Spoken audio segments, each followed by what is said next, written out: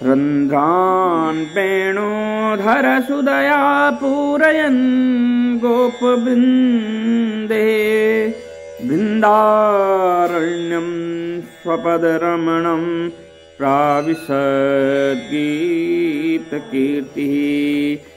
मेघानाद घटा घटा घट घटा घाटा घटा दुर्घटा मंडूकस्य वको वको वक वको बाको वको वको विद्युज्योति चकी मकी चकमकी चाकी मकी दृश्यते इत्यं नंद किशोर गोपवनिता वाचस्पति पातु मां वंशी विभूषित करा नवनीरदाभात् पीताम्बरा दारुण बिंब फलानधोष्टात् पूर्णेन सुंदर मुखाद् दरबिंब नेत्रात् कृष्णात् परं किमपि तत्त्वमहं न जानीमि सच्चिदानन्दरूपाय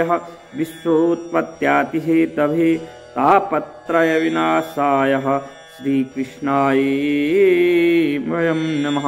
कंठे यस्य विराजते हि गरलं गंगाजले मस्तके वामांगे गिरिराजराजतनया जाया भवानी स्थितः नंदीस्कंदगणनाथ रुद्रसंहिता श्रीतुंगनाथ प्रभु केदारांचल संस्थितो सततं कुर्यात् सदा मंगलम्। बोलो भवानी शंकर कैलाशपति महादेव की जय। बोलो राधा कृष्ण बांके बिहारी लाल की जय। बोलो भगवती जगदम्बा मैया की जय। बोलो तुलसी मैया की जय। बोलो गंगा मैया की जय। बोलो कार्तिक महात्म्य की जय। बोलो सत्य सनातन धर्म की जय।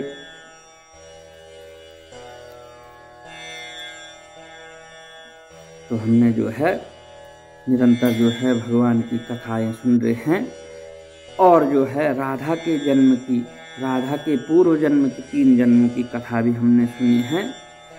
अब यह कथा सुनकर ऋषि कहने लगे, हे सूत जी, भगवान के चरणों से उत्पन्न हुई गंगा की महिमा कहिए। तब सूत जी ने कहा, हे ऋषियों, जो कुछ नारद जी ने राजा पृथु से कहा है वही मैं तुमसे कहता हूँ। इंद्रादिक सब देवताओं को उत्पन्न करने वाले कश्यप जी की 2 पत्नियां थी। एक अदिति जिसके पुत्र देवता कहलाए तथा दूसरी दिति जिसके पुत्र जो है दैत्य कहलाए। देवता तथा दैत्यों का निरंतर कलह लड़ाई झगड़ा होता रहता था। उस समय विरोचन का पुत्र अर्थात प्रहलाद का पौत्र बलि दैत्यों का राजा था। उसकी सेना अत्यंत विशाल थी। उसने समस्त पृथ्वी को जीत करके स्वर्ग का राज्य प्राप्त कर लिया था। इंद्र के राज्य को चारों ओर से घेर लिया था। देवता भी युद्ध करने के लिए बाहर आए। तब अत्यंत घोर युद्ध हो गया, परंतु देवता जो है कई वर्ष बीत गए पर देवता उसके बावजूद भी युद्ध हार गए।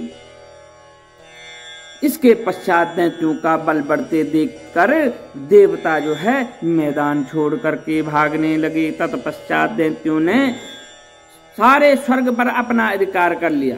जब देवता वहां से भागे तो दैत्य जो है बलि ने जो है वहां अपना अधिकार कर दिया, इंद्रासन पर विराजमान हो गया।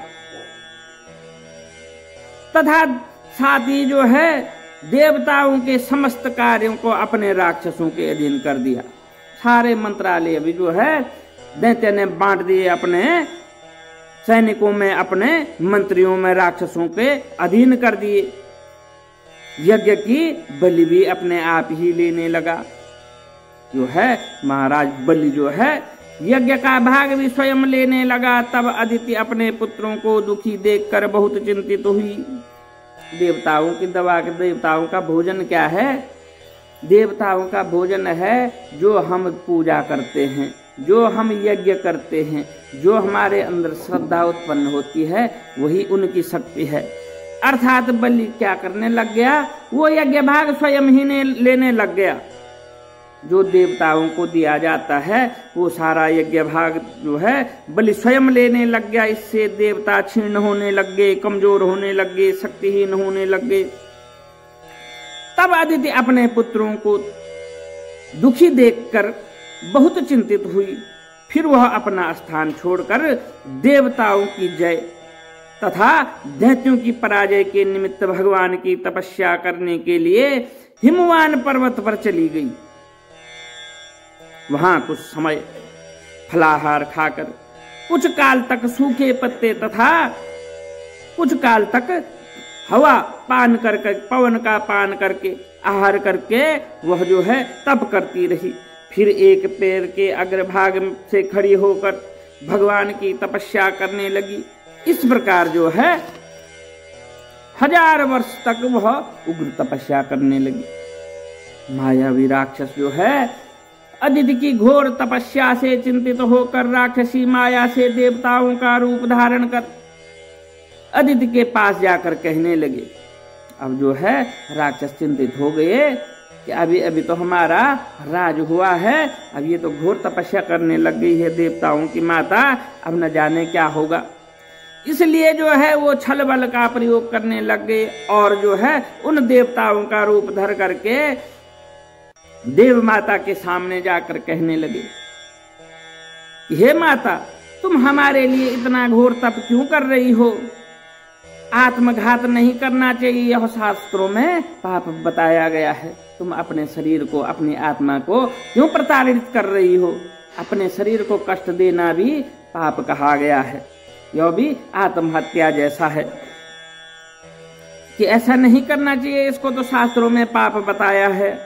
हम तुम्हारा दुख सहन नहीं कर सकते। मायावी राक्षस कह रहे हैं कि हे माता, हम जो है तुम्हारा दुख सहन नहीं कर सकते हैं। माता का दुख देखकर कोई भी नहीं रह सकता है तथा माता से कोई भी मुख नहीं हो सकता है। हम आपको इस अवस्था में नहीं देख सकते हैं। इस प्रकार से राक्षस जो है भ्रमित कर रहे हैं। शास्त्रों का वचन है कि जिसके घर में कल्याणकारिणी माता नहीं तथा प्रिय बोलने वाली पतिव्रता स्त्री नहीं, वह उसका जीवन निरर्थक है। जो है राक्षस इस प्रकार का उपदेश कर रहे हैं। अतएव आप तप छोड़ करके अपने पुत्रों को सुखी कीजिए। इस प्रकार से राक्षसों ने हर प्रकार से प्रयत्न किया कि जो है तप छोड़ दे, परंतु यह सुनकर भी अदिति जो है समाधिस्थ रही। उसने अपना तप को नहीं छोड़ा, अपनी पूजा को भंग नहीं किया। तब उन्होंने अदिति को मार डालने का निश्चय किया। अब राक्षसों ने सब प्रकार के प्रयत्न कर दिए कि ये नहीं मान रही है, तो अब इसको समाप्त कर दो, मार डालो। अतएव उन्होंने अदिति को जीवित जला देने के लिए उस वन में आग लगा दी, परंतु उस अग्नि में दैत्य स्वयं जल गई। जैसे ही उसने आग लगाई और वो आग चारों ओर फैल गई। अदिति तो वहां भगवान के तप में लीन थी, तो इसलिए भगवान की कृपा से उसको कुछ भी नहीं हुआ और वो राक्षस स्वयं जल करके भस्म हो गई, क्योंकि भगवान ने अपने सुदर्शन चक्र से अदिति की रक्षा की थी। ऋषि पूछने लगे, हे सूत जी, बड़े आश्चर्य की बात है कि अदिति अग्नि में जली नहीं। तब सूत जी ने कहा, इसमें आश्चर्य की कोई बात नहीं है। जिन भगवान के स्मरण मात्र से सब कष्ट छूट जाते हैं, सब संकट मिट जाते हैं, उनका ध्यान करने वाले भक्त को कौन कष्ट दे सकता है। जब अग्नि शांत हो गई, तब सुदर्शन धारण करने वाले भगवान विष्णु स्वयं अदिति के सामने प्रकट हो गए और कहने लगे कि हे देव माता, तुम्हारे इस कठिन तप से हम अत्यंत प्रसन्न हो गए हैं, इसलिए वरदान मांगो, तुम्हारा कल्याण होगा। तब अदिति ने हाथ जोड़कर भगवान की स्तुति की।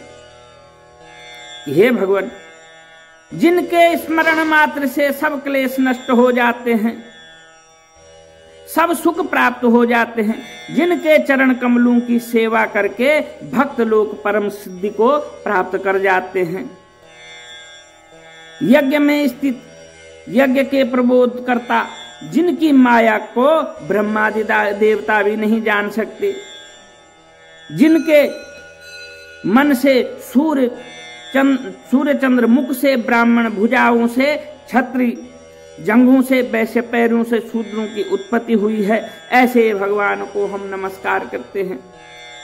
अदिति कह रही है कि ऐसे भगवान को मेरा नमस्कार है। भगवान देवता, नदी, समुद्र आप ही हो, अतएव आप मेरे पुत्रों की रक्षा के लिए कुछ यत्न कीजिए। अदिति कह रही है, हे प्रभु, मैं इस प्रकार के संकट में हूं, मेरे सारे पुत्र जो है क्षीण होते जा रहे हैं। वो राजा बलि जो है सारे यज्ञ भाग को भी ले रहा है और 1000 साल व्यतीत हो गए हैं, मेरे सब पुत्र क्षीण हो गए हैं। हे भगवान, आप अंतर्यामी हैं, आपसे कुछ छुपा तो है नहीं, सभी कुछ आप जानते हैं, अतएव मेरे पुत्रों को अकंटक राज्य दीजिए। हे प्रभु, इस प्रकार से जो है मेरे पुत्रों को पुनः राज्य दे दीजिए। और कैसा राज्य दे दीजिए? अकंटक, जिसमें कोई परेशानी ना हो। अदिति के ऐसे प्रेम से भरे वचनों को सुनकर भगवान कहने लगे, हे देव माता, हम तुम्हारे यहाँ जन्म लेकर तुम्हारे पुत्रों की रक्षा करेंगे। तब अदिति के कहने लगी कि भगवान, जो संपूर्ण सृष्टि को धारण करने वाले हैं, जिनके रोम रोम में ब्रह्मांड समाया हुआ है, उनको मैं कैसे धारण कर सकूंगी? तब भगवान कहने लगे, हे अदिति, माता पिता गुरु अतिथि तथा ब्राह्मणों की जो सेवा करते हैं वह सदैव मुझको धारण कर सकते हैं। कि जो है इस प्रकार की सेवा करते हैं, जिनका मन निश्चल होता है, प्रभु भक्ति में लगा रहता है, माँ बाप की जो सेवा करते हैं, गुरुजनों की जो सेवा करते हैं, अतिथियों का जो सत्कार करते हैं, ब्राह्मणों का जो पूजन करते हैं, आदर करते हैं, वह मुझे धारण कर सकते हैं, आपको कोई कष्ट नहीं है। तुलसी और गौ की रक्षा करने वाला भी मुझको धारण कर सकता है। जो गाय की पूजा करता है, तुलसी के वन लगाता है, वह भी मुझे धारण कर सकता है। अतएव मैं तुम्हारा पुत्र होकर शत्रुकुल का नाश करूंगा। यह कह और अपने कंठ की माला देकर भगवान अंतर ध्यान हो गई। तत्पश्चात दक्ष की कन्या अर्थात देव माता अदिति भगवान को नमस्कार कर अपने आश्रम को चली गई। समय आकर शंख चक्र गदा पद्म तथा कमंडल धारण किए हुए हजारों सूर्यों के समान तेज वाले कमल नयन पीतांबरधारी मुनियों द्वारा स्तुति किए हुए दैत्यों के नाश करता भक्तों के प्रिय वामन भगवान पुत्र रूप में जन्म ले लिया। बोलो वामन भगवान की। तब कश्यप आदि ऋषि भगवान की स्तुति करने लग गए। तब जो है कश्यप और सभी ऋषि जो है भगवान नारायण के उस रूप की, वामन रूप की स्तुति करने लग गए। जो कोई भगवान के परम स्तोत्र को नित्य पढ़ता है, नित्य करता है, वह सदैव निरोग रह करके सर्व संपदा को प्राप्त करता है। तब वामन भगवान बोले, हे पिताजी, हम प्रसन्न हैं, आपका कल्याण हो, आपके समस्त मनोरथ पूर्ण हो। हमने 2 बार आपके घर में जन्म लिया है, आपके घर में 2 बार जन्म लिया है और आगे भी हम आते रहेंगे। इतना कहकर भगवान ने बाल रूप धारण कर लिया। उधर राजा बलि भी शुक्राचार्य को अपना आचार्य बनाकर का बड़ा भारी यज्ञ करने लग गया, जिसमें लक्ष्मी जी सहित हवि ग्रहण करने के लिए भगवान विष्णु का आह्वान करने लगा। उसी समय जो है जब यज्ञ हो रहा है, उसी समय भगवान विष्णु ब्रह्मचारी रूप में वहां आ गए। भगवान के इस रूप को देखकर ऋषि लोग ज्ञान दृष्टि से उनको पहचान गए। उन्हें देखकर शुक्राचार्य राजा बलि को एकांत में ले जाकर समझाने लगा। अब शुक्राचार्य समझ गया कि ये तो नारायण है, ये पुनः जो है इस बलि को भी राज्य से बहिष्कार करेगा। बोलो कार्तिक महात्म्य की जय।